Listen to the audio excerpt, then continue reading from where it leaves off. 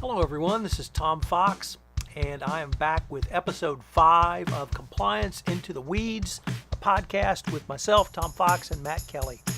Today, Matt and I take a deep dive into the executive compensation issues around the pay raise given to BP CEO Bob Dudley. Matt takes a very interesting view on it in terms of the COSO framework and also optics and governance. I also take a look at it in the terms of corporate governance, but also how it might play out in a FCPA compliance program in the context of an investigation, the Yates memo, the new pilot program, and the Compliance Council. The episode comes in at under 17 minutes. I hope you enjoy it. Thank you very much for listening. Hello, everyone. This is Tom Fox, and I'm back again with my good friend and colleague Matt Kelly for another episode of Compliance Into the Weeds. And Matt, welcome. Hello, Tom. It's good to be back. So Matt and I were so incensed, if I can use that word about myself, or at least we both raised an eyebrow about the same topic that we wrote about it on the same day. And it was the executive compensation package given to the chief executive officer of BP, a fellow named Bob Dudley. And Matt and I both wrote about it from different perspective. So I thought if he and I wrote about the same topic on the same day on our separate blogs, that this definitely merited a look into the weeds. So with that somewhat long-winded introduction, Matt, do you want to set the table on what BP did with Mr. Dudley? Sure, yeah, and I agree with you. Incensed is a perfectly fine word for me, too. I know we usually wait several weeks before our episodes here, but this was just such a crazy lapse of good judgment on BP's part that it required an emergency podcast to address this. For those who have not seen the headlines, and there are plenty of headlines about this, last week BP held its annual shareholder meeting where it decided to go ahead and give its CEO, Bob Dudley, a 20% pay raise. Or a compensation raise, not all cash, but his total compensation package is now $19.6 million in salary and bonus, retirement benefits, all of that. That's a 20% raise from the previous year. This is what the board decided to give him when BP had its largest loss ever last year, $6.4 billion. It has laid off 10% of its workforce, and it is now most likely going to cut its dividend sometime later this year. BP has not said that for sure, but everybody's waiting for it. So we've got a dividend loss, we've got layoffs, we've got an operating loss, and now what do? The board says the CEO deserves a 20% pay raise anyways, and then the shareholders over in the UK have their say on pay vote where they said no by a decisive margin. Like 59% of them said this is a bad idea, and Bob Dudley, the CEO, does not deserve it. And the board said, thank you, we hear you loud and clear, and then they gave him the raise anyways, and I just am astounded. So that was a great recap. The first thing that struck me about this was that it was actually written about in the Houston Chronicle.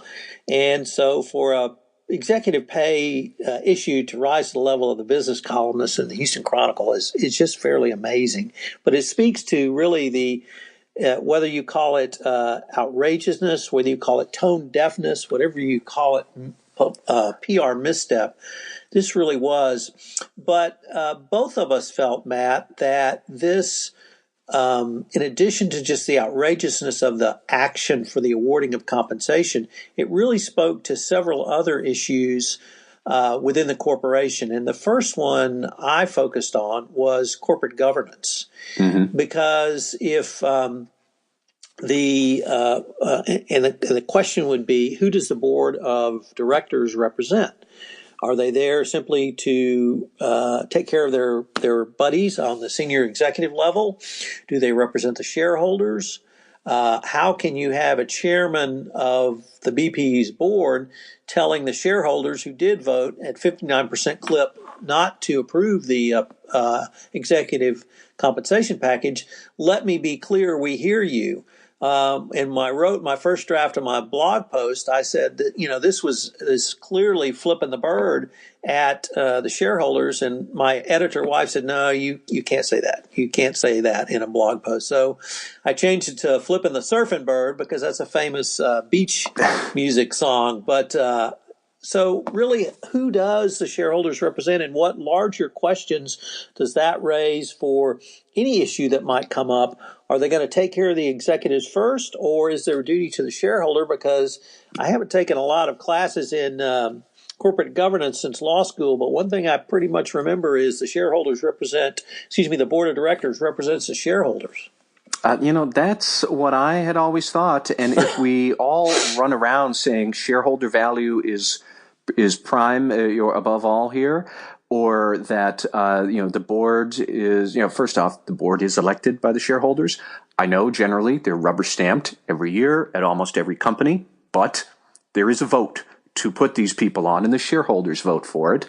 And if we want to go around saying that the stakeholder, the shareholder, is the prime group of stakeholders that matters the most, then therefore the board should be representing their interests. One other thing I wanted to point out, sort of on a factual level, anybody who wonders, why did Bob Dudley get this raise? What was the board's logic? The board's logic was that he met all of the operational targets that the board had set for him in his employment contract. Therefore, he should get the raise and the bonus and everything that he was entitled to. And they actually, I'm oversimplifying their language, but the logic was that it's not his fault that the price of oil has plummeted, which is what would cause the loss at BP. And I decided to go and look, and let's all remember, why is the price of oil falling? Number one is a slowdown in growth in China. Arguably, that's not his fault, but another very big part of why oil prices have tanked is the development of shale oil. So I went back to BP's annual report that they just filed, and I did a Control F, find shale, all through their report. It's mentioned all over the place in BP's report, at least 17 times. They are developing shale fields all over the place. So anybody who says it's not Bob Dudley's fault that oil prices are low, that's not accurate. He is part of the strategy setting group of CEOs of big oil out there who think, let's bet on shale. It's a good bet. I like shale, but you're going to drive the price of oil down. Come on. What sticks in my mind is more that boards talk about a culture of integrity. The word integrity comes from the Latin integra, which means one. I did have to look that up. But it means one or whole, and the concept is that everybody follows the same sort of a standard. Now, that's not what happened here. The 6,000 people who've been laid off at BP, they aren't responsible for the collapse in oil prices either, but their compensation has been reduced to zero. Bob Dudley's has been increased by 20%. That's not one. That is two different standards. And of course, employees are going to see this. And of course, employees are just going to tune out every other message because it just screams senior leaders are in it foremost for themselves. It really gets under my skin. Matt, one of the things that really intrigued me about your blog post was that you were able to take the facts of this situation and really put it into the COSO framework and talk about it as the principles that go into the control environment of the COSO framework. Could you really explain that a little bit? Because I was really fascinated by your analysis. I've been on a bit of a kick about the COSO framework and applying it to corporate governance these days. And what really matters most, and I think many compliance and internal control specialists would tell you this, is the control environment. And for anybody who's not familiar with what that is, that's really just the overall tone of how seriously the company takes its commitment to internal controls. There are other parts of the COSO framework that are really nitty-gritty about control activities and monitoring and communicating your views and whatnot, and they're important too, but the control environment is about commitment to integrity, commitment to hiring competent staff. And I would argue that the control environment in the COSO framework is a bit of a technical interpretation of what we're all also talking about, of a culture of compliance. That's what it is. That's where it manifests, is in the control environment. If you want to test for it, and there are auditors who would say that you can, and I think probably they're right, but it's really about a control environment. And, the very first COSO principle is demonstrating a commitment to integrity. That's not what BP did here. It demonstrated a double standard, and everybody could see that. I would also say, should Bob Dudley have surrendered that extra compensation? I think so. But I'd also say, is that fair to him? No, it's not. And I understand that, and I'm admitting that, but sacrifice is part of good leadership, even when it is not fair. There is plenty of goes on in life that is not fair. Certainly it was not fair to people who have lost their jobs or have seen a pay cut or have seen their careers stall in the oil industry, because I don't know when it's going to be robust again. But that also applies to the senior-most people in that field, and that would be the CEO of one of the largest oil companies in the world.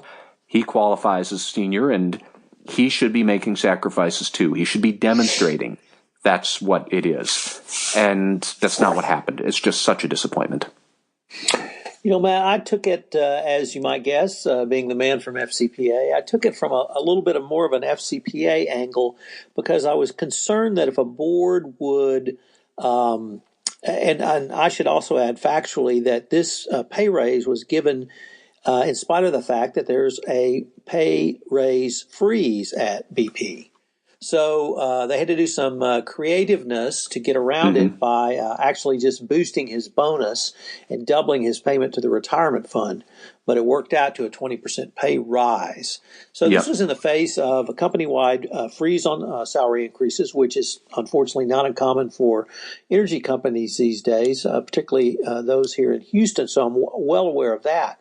But what would it say, what would the government say if your board of directors was willing to violate company internal procedure, or at least company internal pronouncement, if an FCPA issue rises up to the board? Would the board investigate senior management? Would there be any sort of cozy deal given to senior management? Would an investigation be slowed down so that something could be done?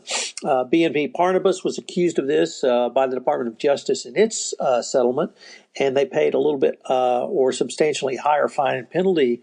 But from a regulator or the government's perspective, if a board is willing to do this over something, frankly, as inane as pay is, but in this environment, would they accept their responsibilities under a best practices FCPA anti-corruption compliance program and investigate senior management? And will they turn the results of those investigations over to the Department of Justice to receive the credit that's detailed in the new pilot program? At this point, I don't pretend to know the answers to those, but I certainly felt they were questions that need to be raised. I think they're excellent questions to raise. And I know that, at least in theory, the Justice Department goes around saying, if you have a strong culture of compliance, then they may look a little bit more kindly or favorably upon you. If you have some infraction that you really are trying your best to have a good culture of anti-corruption, and somebody somewhere violates it. Well, this is not a good culture to have. And so right away, if you can't have a good culture on this, like you say, there are bigger fish to fry than a pay raise. But if they can't even get a good, strong culture and respect from other people in the workforce or the media or outside, if they can't do it on that, you have to wonder, do they have a serious culture about anything else? The way I think of it is, you'll see studies that list why employees don't report misconduct. And, at the top will always be something like, I feared retaliation, didn't think I'd be taken seriously, didn't know who to report and whatnot.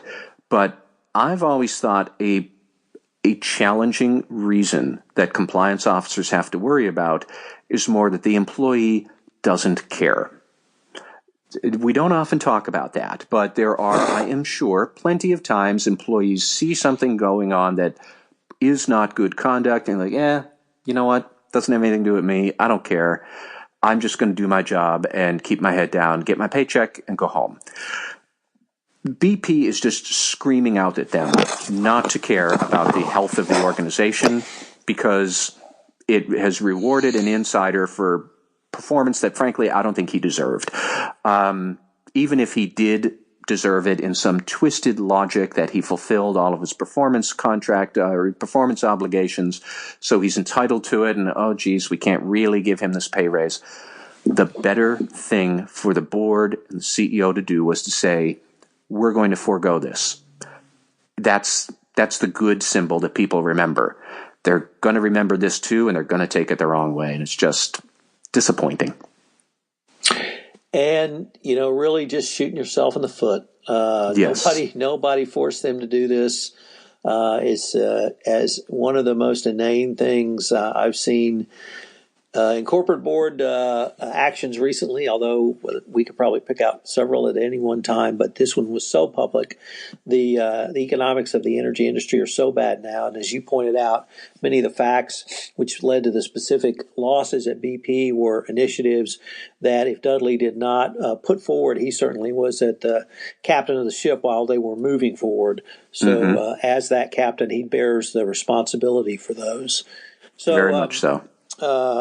Really, I would hope that he would rescind this or it would be rescinded. But when the board says, yeah, we heard you, we hear you, TS baby, I don't think it's going to get much better for the shareholders anytime soon, particularly BP's, I was going to say BP's board claims they will revisit this compensation approach next year. There are some people who say that the chair of its comp committee should be reassigned or perhaps replaced. I forget her name, but she is not from the business world. She is an academic. I do know that. All sorts of critics are waiting to see what BP might do and just hoping it will do a politically astute thing here. And there are any number of actions it could take. We'll see. Well, Matt, this has been a great dive into the weeds on BP and their executive compensation package for their CEO, Mr. Dudley. I appreciate you taking the time for this call-out emergency podcast. Thank you very much, Tom. Have a good day. Okay, Matt. Bye. Hello, everyone. This is Tom Fox again. I would like to thank you for listening to this episode of Compliance Into the Weeds, a podcast with Tom Fox and Matt Kelly. I hope you'll join us next week for a topic that Matt and I have as much passion on.